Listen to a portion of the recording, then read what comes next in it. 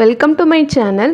மாதக்கோயில் திருநாளில் 11 நாள் திருநாள் நடக்கும்னு சொல்லியிருந்தேன்ல, அதில் ஒரு நாள் வந்துட்டு நாங்கள் ஈவினிங் ஆசீர்வாதத்துக்கு போயிருந்தோம். அதோட வீடியோ தான் நம்ம இன்றைக்கி பார்க்க போகிறோம். திருவிழாவே முடிஞ்சிட்டு இன்னுமாமா நீ வீடியோ போட்டுட்ருக்க அப்படின்னு கேட்காதீங்க. எடிட் பண்ணவே முடியலை, ஹெல்த் இஷ்யூஸ் அப்படி இப்படின்னு நிறைய விஷயங்கள் இருக்குது. எல்லாத்தையுமே நம்ம ஓப்பனாக யூடியூப்பில் சொல்ல முடியாதுல்ல. இன்றைக்குமே நாங்கள் ஃபேமிலியாக தான் போயிருந்தோம் கோயிலுக்கு. தனியாக போனால் அது வந்து நல்லாவே இருக்காது, ஏன்னா எல்லாருமே ஃபேமிலியோடு தான் வருவாங்க. தனியாக போயிருந்தோன்னா நமக்கு ரொம்ப போர் அடிக்கும். எல்லோரும் ஃபேமிலியோடு இருக்கும்போது நம்ம தனியாக இருந்தால் நம்மளுக்கு எப்படி இருக்கும், ஒரு மாதிரி ஃபீல் இருக்கும்ல, அந்த மாதிரி இருக்கும். 11 நாளுமே கோயிலில் எப்போவுமே கூட்டமாக தான் இருக்கும். நம்ம எப்போ போனாலுமே ரஷ்ஷாக தான் இருக்கும். இப்போ நான் போகிற வழியை தான் வீடியோ எடுத்துகிட்ருக்கேன். எவ்வளோ பேர் போயிட்டுருக்காங்கன்னு பாருங்கள். நிறைய பேர் போயிட்டே இருப்பாங்க. லெஃப்ட் சைட் கோயில் போகிறவங்க எல்லோரும் போயிட்டுருப்பாங்க. ரைட் சைடு வந்துட்டு கோயில் போயிட்டு வர்றவங்கெல்லாம் வந்துட்டுருப்பாங்க. முன்னாடிலாம் எங்கள் வீட்டில் குட்டீஸ் எதுவுமே இருக்காது. இப்போ எல்லாருக்குமே கல்யாணம் முடிஞ்சு குட்டீஸ் இருக்கிறதுனால குட்டீஸ் கூட போகிற அனுபவமே தனியாக இருக்குது, சூப்பராக இருக்குது. ஏதாட்டி வேணும்னா அடம் பிடிச்சி கேட்டுக்கிட்டு அழுதுகிட்டு அதுகளுக்குள்ளே சண்டையை போட்டுக்கிட்டு அதுக்கு பண்ணுறதே ரசிக்கிறதுக்கே நம்மளுக்கு வந்துட்டு நல்லா டைம் போகும். இந்த பலூன் கேட்டுகிட்டே இருந்தாங்க. நம்ம வாங்கிட்டு போனோம்னா ஒரு செகண்டில் உடச்சிருவாங்க. அதனால் வீட்டுக்கு போகும்போது வாங்கிக்கலான்னு சொல்லிட்டு நாங்கள் வந்து வாங்கி கொடுக்கல. இப்போ நம்ம கோயிலுக்குள்ளே வந்தாச்சு. நல்ல கூட்டமாக இருந்தது. எப்படியோ அடிச்சு பிடிச்சி ஒரு இடத்த பிடிச்சாச்சு. ஃபேமிலியே எல்லோரும் உட்காந்துருந்தோம். டிஸ்பிளேக்கு முன்னாடி தான் உட்காந்துருந்தோம். பிள்ளைகளை வச்சுட்டு நம்ம கோயிலுக்குள்ளே போக முடியாது. அது மட்டும் இல்லாமல் கோயிலில் ரொம்ப கூட்டமாக இருக்கும். இந்த டைம் போய்க்கிடவே முடியாது. ஆசீர்வாதம் நல்லா திருப்தியாக பார்த்தாச்சு. ஆசீர்வாதம் முடிஞ்ச உடனே கோயில் கிரவுண்டில் ஒரு ஸ்டேஜ் இருக்கும். அந்த ஸ்டேஜில் வந்துட்டு ஆசீர்வாதம் முடிஞ்ச உடனே ஒரு அரை மணி நேரம் இல்லை 3/4 மணி நேரம் ஒவ்வொரு ஸ்கூலும் வந்துட்டு ப்ரோக்ராம் கண்டக்ட் பண்ணும். எல்லா ஸ்கூலும் பண்ண மாட்டாங்க, கிறிஸ்டியன் ஸ்கூல் எல்லாருமே பண்ணுவாங்க. ஒவ்வொரு ஸ்கூலுக்கும் ஒவ்வொரு காலேஜுக்கும் அலர்ட் பண்ணிடுவாங்க, இந்த டே நீங்கள் பண்ணணும் அப்படிங்கிற மாதிரி. ஸோ அவங்க எல்லாருமே அந்த 11 டேஸில் ஒரு 8 டேஸ் ப்ரோக்ராம் நடக்கும். மித்த டைம் ஈவினிங் வந்துட்டு ஒரு கிராண்ட் ஆசீர்வாதம் நடக்கிறதுனால அந்த மாதிரி நடக்காது. ஒரு 8 டேஸ் மட்டும் இந்த மாதிரி ப்ரோக்ராம் நடக்கும். ப்ரோக்ராம் நடக்கும்போது ஸ்டேஜுக்கிட்ட ரொம்ப கூட்டமாக இருக்கும். ஏன் அப்படின்னா ஆசீர்வாதம் நடக்கும்போது லைவ் டெலிகாஸ்ட் ஓடிட்டே இருக்கும். அப்போது வந்துட்டு கோயிலுக்கு சுற்றி வந்துட்டு 3 டிஸ்பிளே இருக்கும். அதுக்கு முன்னாடி எல்லாரும் ஆசீர்வாதம் பார்ப்பாங்க. பட் ஸ்டேஜில் நடக்கிற அந்த லைவ் டெலிகாஸ்ட் நடக்கும்.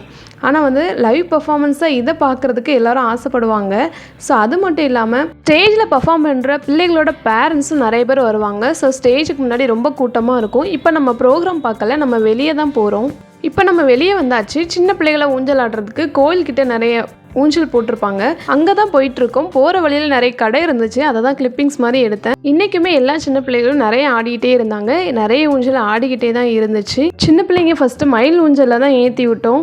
டிவன் வந்துட்டு ஏறவே மாட்டேன்ட்டான். டிவனை ஏற்றி விட்டாச்சு, ஆனால் உட்கார மாட்டேன்னு ஒரே அழுக. அப்புறம் அவனை இறக்கியாச்சு. டிவான்சி ஒரு மயில், கேரி ஒரு மயிலில் உட்காந்துருந்தாங்க. அவங்க 2 பேருமே சமத்து பிள்ளைகளால் ஆட ஆரம்பிச்சாச்சு. மயில் ஸ்லோவாக தான் சுற்றிட்டு இருந்துச்சு. நான் ஃபாஸ்ட் மோஷனில் போட்டனால ஃபாஸ்ட்டாக போகிற மாதிரி உங்களுக்கு தெரியும். டிவன் இப்போ யோசிச்சுட்டு இருக்கான், ஐயோ நம்ம போயிருக்கலாமோ அப்படின்ட்டு. அவன் கேட்டான், பட் ஏற்ற முடியாதல, நாங்கள் ஏற்றலை. இப்போ ஊஞ்சல் ஆடி முடிச்சாச்சு. டிவன்சி இறங்க மாட்டேன்னு சொல்லிட்டு இருந்தா. அப்புறம் அவளை இறக்கியாச்சு. கேரி உடனே இறங்கிட்டா. கேரி எப்படின்னா ஒரு ஊஞ்சல் ஆடிக்கிட்டு இருக்கும்போதே அடுத்த ஊஞ்சல் என்ன ஊஞ்சல் ஆடணும்னு அவள் டிசைட் பண்ணிடுவாள்.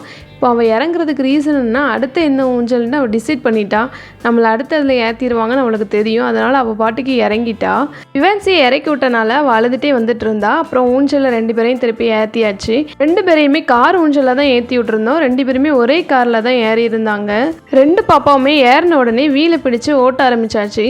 அவங்க 2 பேரும் நல்லா என்ஜாய் பண்ணிட்டு தான் இருந்தாங்க. வெளியே இருந்து பார்க்குற நமக்கு ரொம்ப தலை சுற்றுற மாதிரியே இருந்துச்சு. வீடியோ எடுக்கும்போது இன்னுமே எனக்கு ரொம்ப தலை சுற்றுன மாதிரியே இருந்துச்சு. பட் அவங்க 2 பேரும் நல்லா தான் என்ஜாய் பண்ணிகிட்டு இருந்தாங்க. இப்போ ஊஞ்சல் ஆடி முடிச்சாச்சு. இப்போ பாருங்கள், கேரி இறங்க மாட்டா. அவள் அடுத்த ஊஞ்சலுக்கு வந்துட்டு அவள் சொல்லிட்டா, ஃபஸ்ட்டே சொல்லிடுவா. எப்போவுமே ஒரு ஊஞ்சலேருந்து இறங்கும் போது என்ன ஊஞ்சல் அடுத்து ஆடணுங்கிறத முதலே சொல்லிடுவா. டிவான்சி இப்போ இறங்கவே மாட்டேன். அப்புறம் அவளை ரொம்ப ஃபோர்ஸ் பண்ணி தான் இறக்கி விட்டோம். ரொம்ப டைம் ஆகிட்டே இருந்துச்சு. சாப்பிட வேறு செய்யணும். பாப்பாவும் ரொம்ப அழுதுகிட்டே இருந்தா ஊஞ்சல் ஆட சொல்லி. பட் நம்மளுக்கு டைம் இல்லை, சாப்பிட போகணும். ஹோட்டலில் தான் இன்றைக்கி நாங்கள் சாப்பிட போகிறோம்.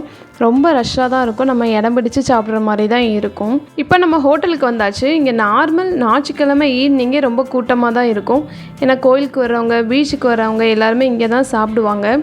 கொஞ்சம் ஆம்பியன்ஸ் கொஞ்சம் நல்லாயிருக்கும்.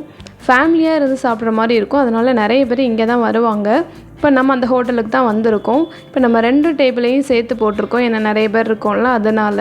டிவனுக்கு மட்டும் ஒரு பேபி சேர் கிடச்சிருந்துச்சு, மித்த 2 பேபிஸ்க்கும் நார்மல் சேர் தான் போட்டு. நம்ம ஆர்டர் பண்ண ஃபுட்டெல்லாம் வந்தாச்சு, நம்ம சாப்பிட ஆரம்பித்தாச்சு. ஒவ்வொருத்தவங்களும் ஒவ்வொரு டிஷ் ஆர்டர் பண்ணியிருந்தாங்க, ஏன்னா எல்லாருமே ஷேர் பண்ணி சாப்பிட்டுக்கலாம்ல, அந்த மாதிரி.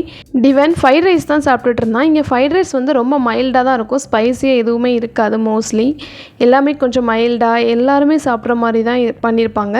இப்போ நம்ம சாப்பிட்டாச்சு. இப்போ மறுபடியும் நம்ம ஹோட்டலுக்குள்ளே தான் போயிட்டுருக்கோம். பில் பே பண்ணுறதுக்கு கொஞ்சம் டைம் ஆகும். மெனு கார்டு வந்துட்டு அதுக்கப்புறமா பே பண்ணுறதுக்கு கொஞ்சம் டைம் ஆகுங்கிறதுனால மறுபடியும் நம்ம ஹோட்டலுக்குள்ளே தான் போயிட்டுருக்கோம். இந்த ஹோட்டலில் சாப்பிட்ற இடம் தனியாக இருக்கும், அப்புறம் பார்ட்டி ஹால் ஒரு 3 என்னமோ இருக்கும். திருவிழா டைம் ரொம்ப கூட்டமாக இருக்க டைம் வந்துட்டு பார்ட்டி ஹாலையும் வந்துட்டு நமக்கு சாப்பிட்றதுக்கு அலாட் பண்ணிடுவாங்க. இப்போ நம்ம பார்ட்டி ஹாலில் தான் சாப்பிட்டுட்டு இருந்தோம். அங்கே நிறைய பலூன் இருந்தனால குட்டீஸ் எல்லாமே பலூன் வச்சு விளாண்டுட்டு இருந்தாங்க. இந்த 2 குட்டீஸும் வறண்டால ஓடி பிடிச்சி விளாண்டுட்டு கீழே விழுந்துட்டு கிடந்தாங்க. இப்போ நம்ம வெளியே வந்தாச்சு. இங்கே நிறைய ஜாடி, கூஜா, கப்பு அப்படி நிறைய வச்சுருந்தாங்க. சின்ன பிள்ளைங்க இந்த கூடை வந்து வாங்கி கேட்டுட்டு இருந்தாங்க. ஸோ அவங்க எல்லாருக்கும் ஆளுக்கு ஒரு கூடை வாங்கி கொடுத்தாச்சு. வீட்டுக்கு போகும்போது இந்த நடமாடும் ஏடிஎம் வச்சுருந்தாங்க. கண்டிப்பாக யூஸ்ஃபுல் தான். நம்ம சின்ன பிள்ளைகளை வச்சுருக்கும் போது நம்ம ஒரு பிளானில் வருவோம், ஆனால் குட்டி பிள்ளைகள் வேறு ஒரு பிளானில் நம்மளை இழுத்துட்டு போயிடும். அந்த டைம்லாம் இது வந்து நம்மளுக்கு ரொம்ப யூஸ்ஃபுல்லாக தான் இருக்கும். இந்த விளாக் இதோட முடியுது. பாய் ஃப்ரெண்ட்ஸ், இன்னொரு வீடியோவில் சந்திக்கலாம்.